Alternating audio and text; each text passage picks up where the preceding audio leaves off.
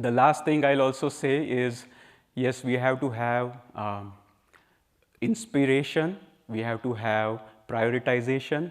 Right attitude is as important. Without that, our ego can be the one driving us on the spiritual journey. You can be very, very disciplined, but still miss the point.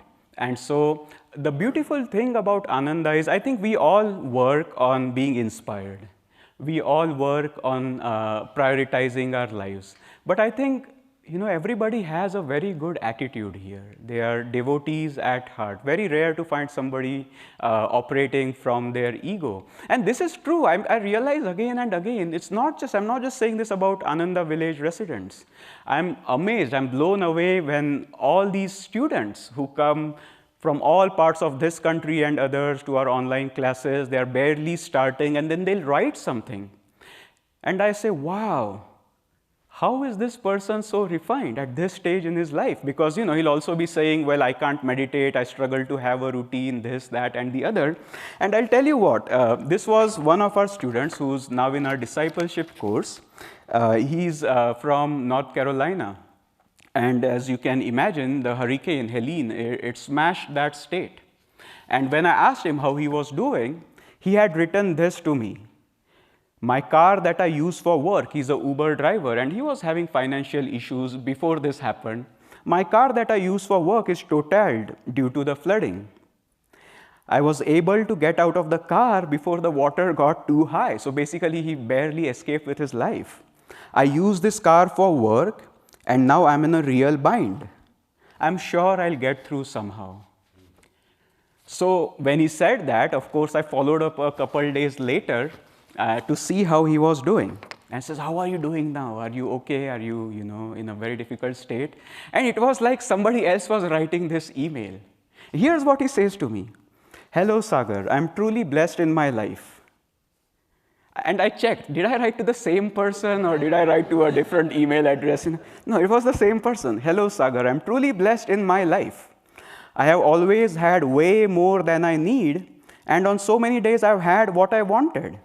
I'm so blessed to be a child of God. I just listened to the broadcast of the final lesson, which my co-teacher had given, and found it really inspiring.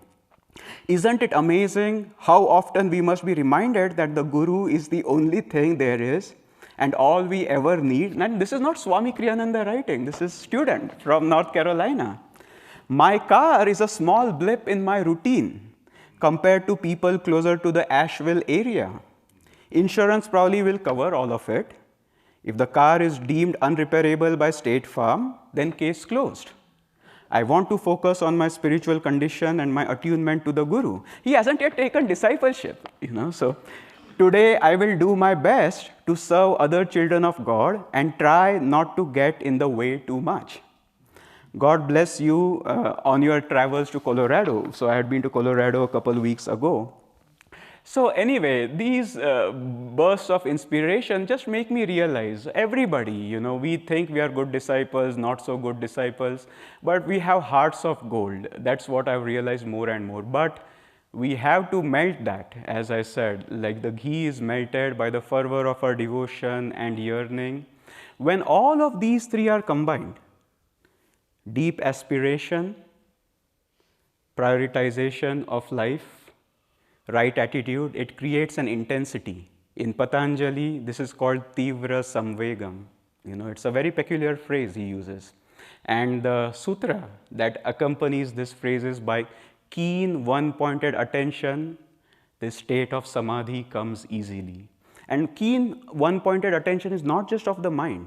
The heart has to be involved, the intense yearning, prioritization, and the right attitude. All these three together create an intensity, and that intensity creates a magnetism. The greater the flow of energy, the greater the magnetism. And that magnetism starts drawing the divine response into the ambit of our consciousness. Now, I want to end by sharing what that divine response looks like. And I think some of you have heard the first part of this story, where the story was Yogananda had come back from a talk in the 20s when he was young. He probably was in his late 20s or 30s. This is 1920s. And when he came to the hotel, he was dressed like an Indian with long hair. There was somebody who was drunk. And because he was drunk, he just was familiar with Yogananda, and he put a hand on his shoulder and said, "Hello there, Jesus Christ, how are you doing?" You know? And Yogananda was in such a high state of consciousness that he allowed that consciousness to flow, because he had asked, "How are you doing?" Rather than saying, "Why not give him a touch?" And he transmitted some of this consciousness into this person. And as Yogananda writes, I'm going to read this to you. "I remember that once I was returning from the lecture hall and a drunk man staggered up to me. Staggered up to me, so he was that drunk. He put his arm around me and said, 'Hello, Jesus Christ.' I looked at him and saw he was drunk. I became entranced and remembered the millions of bottles of ecstasy in my soul.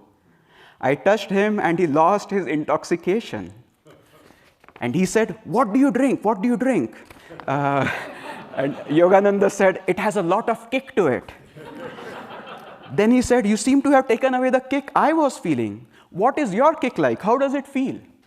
And so this is Yogananda's description of that state, which only a saint could describe it in this way.